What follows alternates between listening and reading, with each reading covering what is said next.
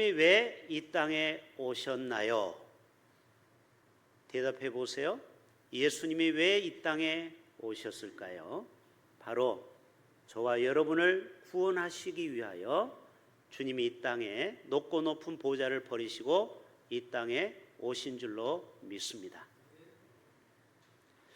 저는 생각해 봤습니다. 매년 성탄절을 맞이하면서 우리가 아무 생각 없이 성탄 트리를 하고 또 음악을 듣고 또 한 해가 지나는 것이 아니고 과연 예수님이 왜 이 땅에 오셨어야 하는가, 그리고 예수님은 나에게 어떤 존재로 다가오시는가, 이것을 한번 우리가 깊이 생각해 보는 시간이 되었으면 좋겠습니다. 오늘 또 예수님은 21절에 말씀하고 있습니다. 그가 자기 백성을 그들의 죄에서 구원할 자이심이라. 예수님이 이 땅에 오신 첫 번째 이유는 우리를 죄에서 구원하러 오셨구나.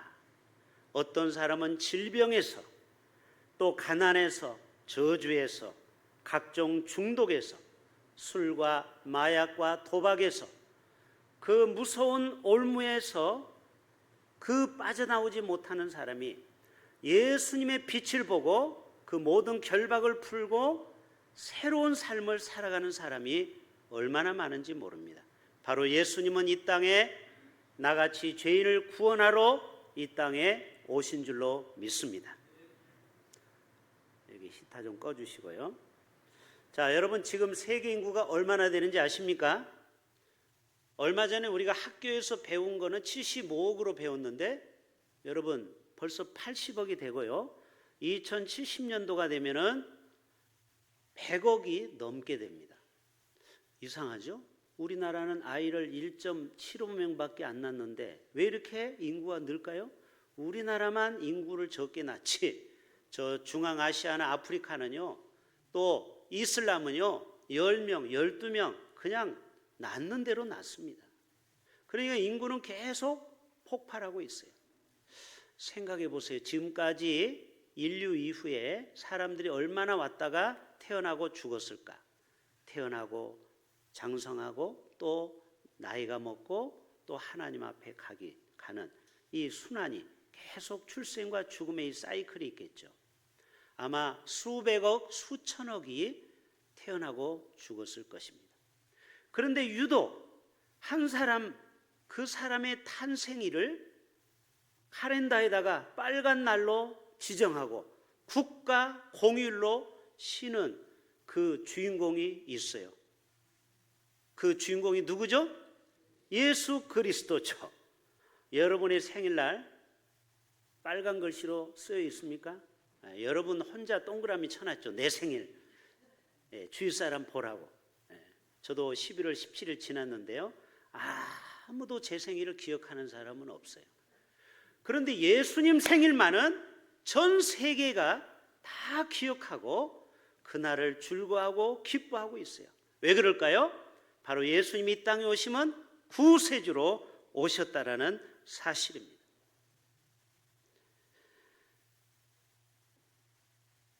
사실 예수님이 이 땅에 오셨을 때는 사람들이 별로 관심을 갖지 않았어요. 왜 그러냐면 초라한 마ಹು간에서 태어나셨거든요.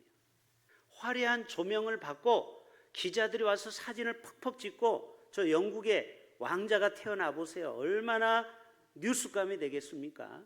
그런데 예수님은 아무도 관심을 갖지 않는, 심지어는 예루살렘에 마리아가 몸을 풀 여인숙 방이 없어서 요셉이 두들깁니다. 혹시 빈방 있습니까? 빈방 있습니까?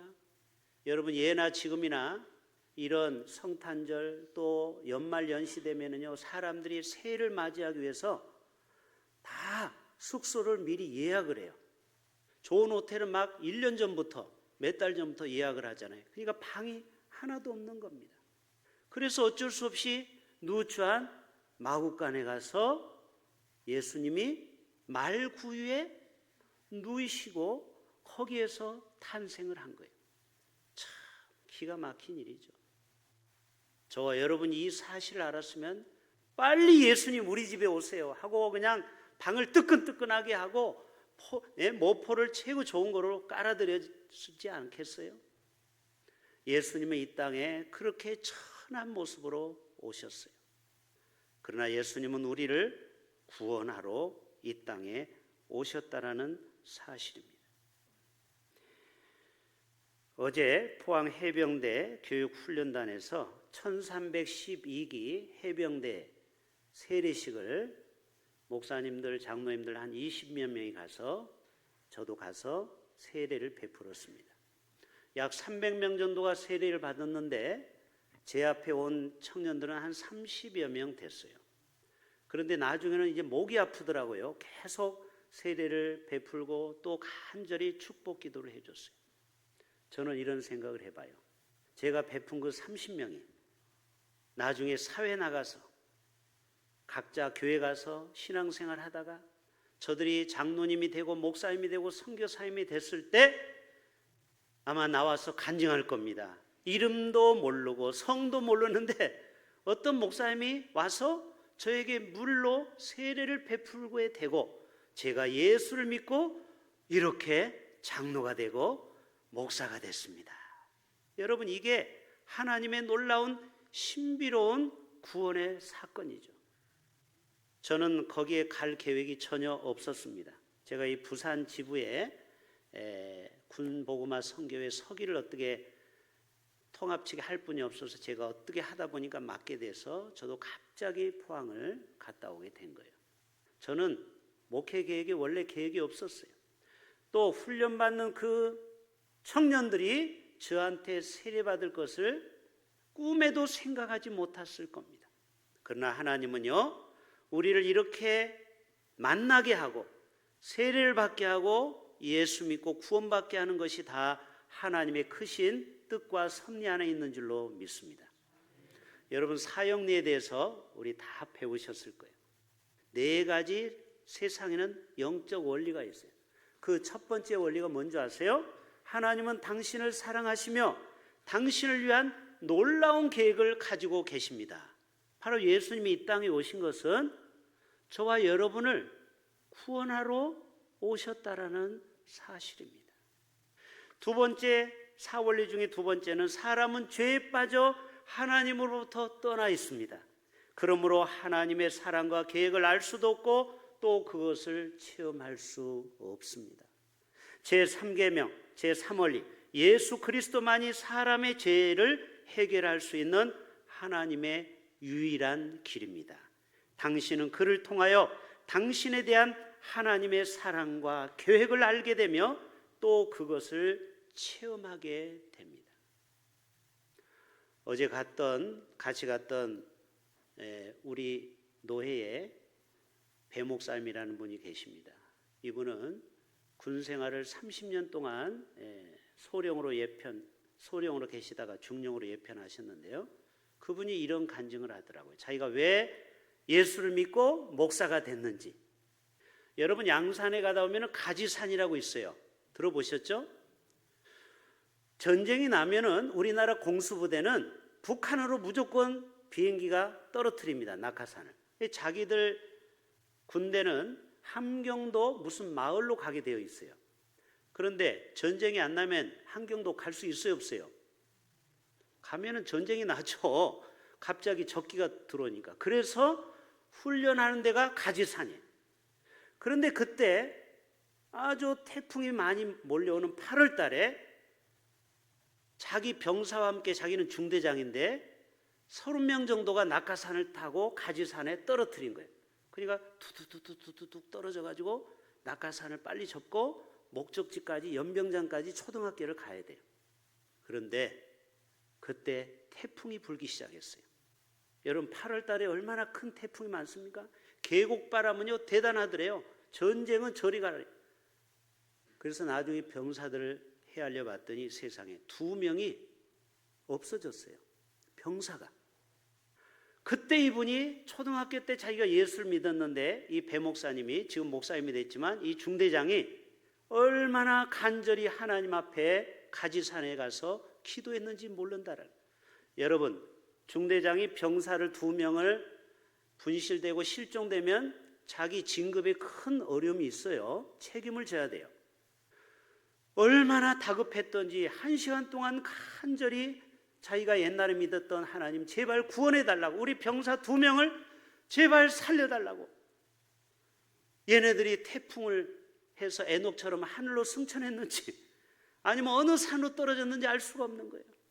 근데 결국 2시간 만에 실종을 이게 조사를 하다가 결국 포기하고 이제 그 초등학교 연병장으로 투덜투덜 걸어갔는데 저쪽에서 병사 2명이 소대장님, 중대장님 하면서 후레쉬를 키면서 뛰어오더라는 거예요.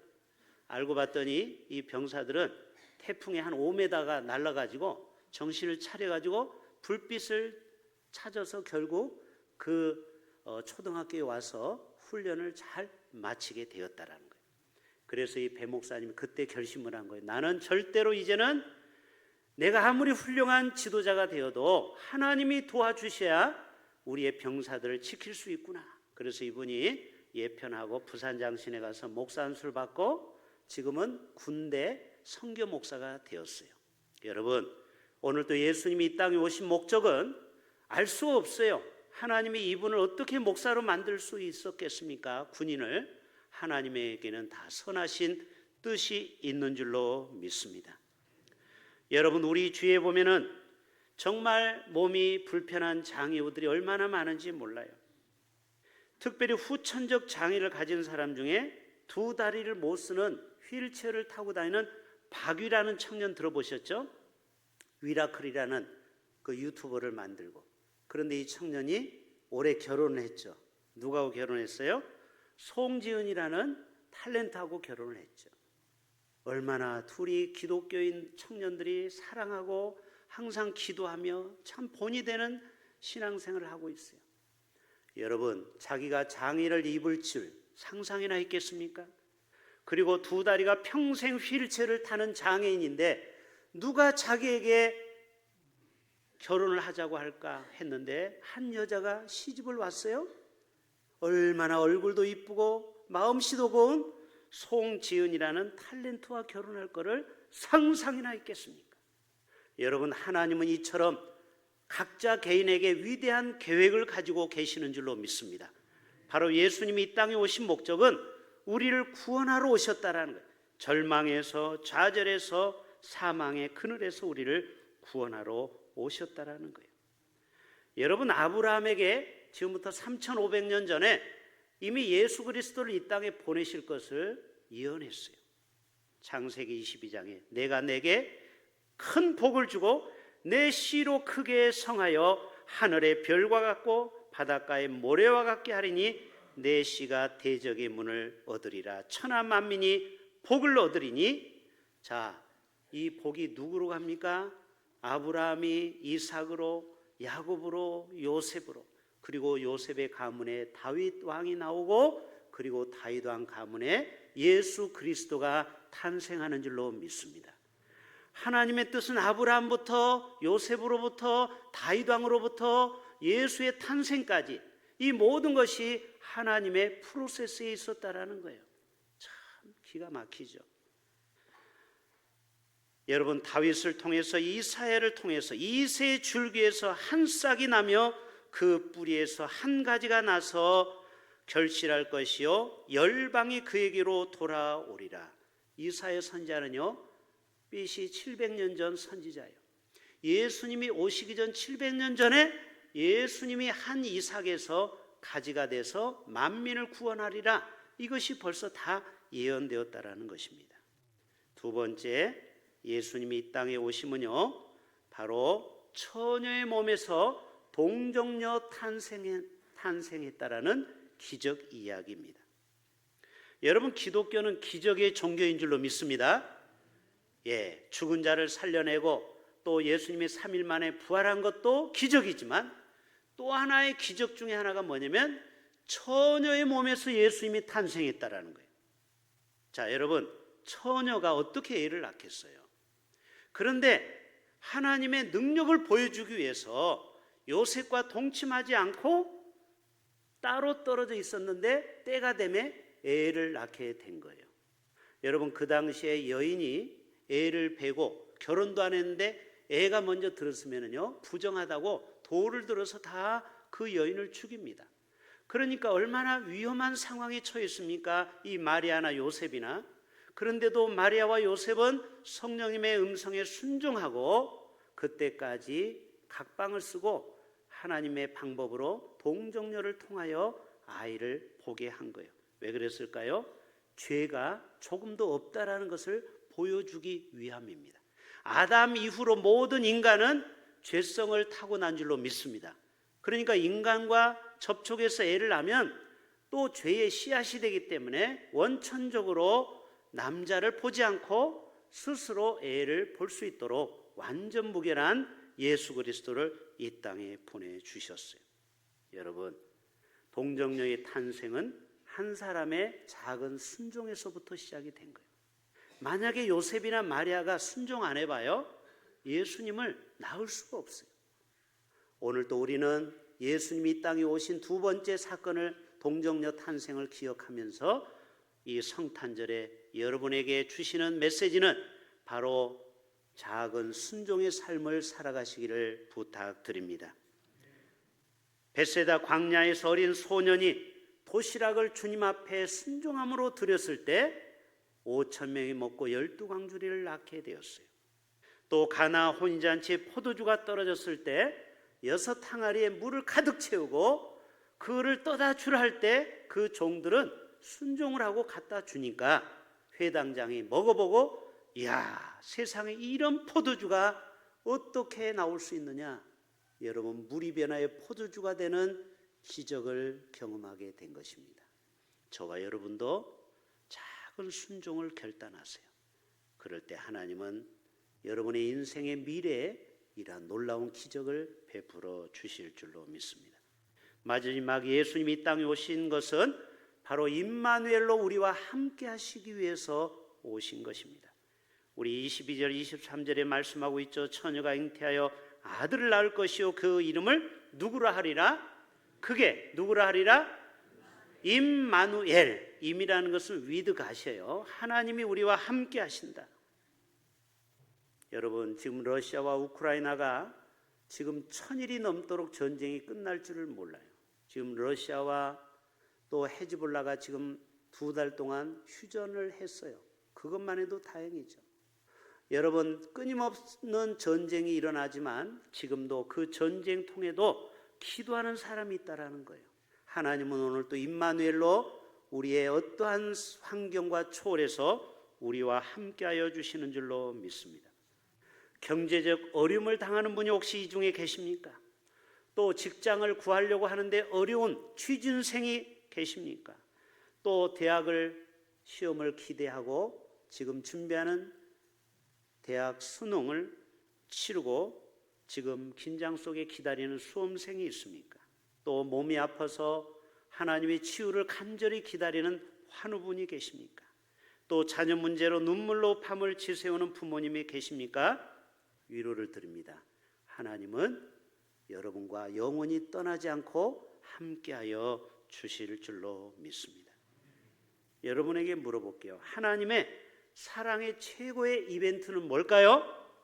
다시, 하나님의 최대의 사랑의 극치 이벤트는 뭘까요? 독생자 예수 그리스도를 우리에게 선물로 12월 25일 날 보내주셨다라는 사실입니다. 여러분, 독생자를 주신 거, 예수님을 보내주셨기 때문에 한 줄기 빛을, 절망에서 소망의 빛을 보게 된 거예요. 이사야 9장 2절에도 흑암에 행하던 백성이 큰 빛을 보고 사망의 그늘진 땅에 거주하던 자에게 빛이 비추는도다. 따라서 아까 예수님은 한 줄기 희망의 빛으로 오셨습니다. 여러분, 끝난 게 아직 끝난 게 아닙니다. 어떤 사람은 우리의 인생을 너무 비관하는 분도 있고 너무너무 좌절과 낙심 가운데 있는 분도 있어요. 그런 분들에게 여러분 위로의 말씀을 드립니다. 여러분, 오늘도 하나님은 여러분을 결코 잊지 아니하시고 반드시 빛으로 인도하여 가여 주실 줄로 믿습니다. 그들이 무겁게 맨 멍에와 그들의 어깨에 메인 모든 멍에를 압제자의 막대기를 주께서 꺾으시니라. 여러분, 노예를 막 때리잖아요. 채찍으로. 그리고 막대기로 막 때리잖아요. 그럴 때 그 채찍과 막대기를 어떻게 한다고요? 주님께서 꺾어버리고 치워버린다. 우리의 인생의 모든 무거운 짐을 치워주시는 분이 바로 임마누엘 예수님인 줄로 믿습니다. 이사야 46장 4절에 너희가 노년에 이르기까지 내가 너희와 함께 하겠고 백발이 되기까지 내가 너희를 품을 것이니라. 내가 너희를 지었은즉 내가 너를 업을 것이요 내가 품고 구하여 내리라. 혹시 여러분 건강이 여의치 못해서 성전에 못 나올지라도, 혹시 여러분이 치매가 와서 내가 예수 믿는 것도 잊어버렸을지라도 하나님은 여러분을 기억하고 계신다라는 거예요. 임마누엘로 늘 우리와 함께하여 주신다라는 거예요. 마지막 이사야 41장 8절부터 10절에 나의 종 너 이스라엘아, 여러분의 이름을 집어넣어 보세요.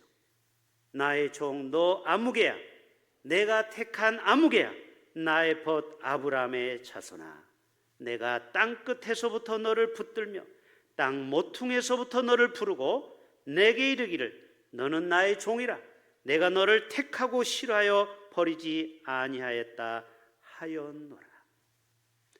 자, 회사에서는 사람이, 직원이 쓸모가 없으면 퇴직하라고 쫓아내죠.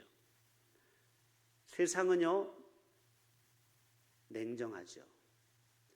그 사람의 가치가 없으면 더 이상 회사에서 필요 없다면 나가라고 합니다. 그러나 하나님은요 우리를 결코 싫어하여 버리지 아니한다라는 거예요. 심지어는 부모도 자식을 버리는 부모가 있어요, 없어요? 가끔 있죠. 자식이 너무너무 키우기가 어려우면 자식을 버리는 경우도 있습니다. 그러나 하나님은 끝까지 우리를 임마누엘로 함께 하시고 우리를 만드시고 지으신 분은 반드시 우리를 통하여서 영광 받기를 기다리고 계세요. 우리 한 사람 한 사람은요 우연히 태어난 게 아니에요. 난자와 정자가 우연히 만난 게 아니고 하나님은 각자에게 다 계획이 있으셔요. 여러분 한 분 한 분을 통해서 하나님은 위대한 영광을 받으시기를 원하는 줄로 믿습니다. 그 임마누엘 주님과 함께 이 성탄절에 그 주님과 함께 통해하는 복된 삶을 살아가시기를 주님의 이름으로 축복합니다.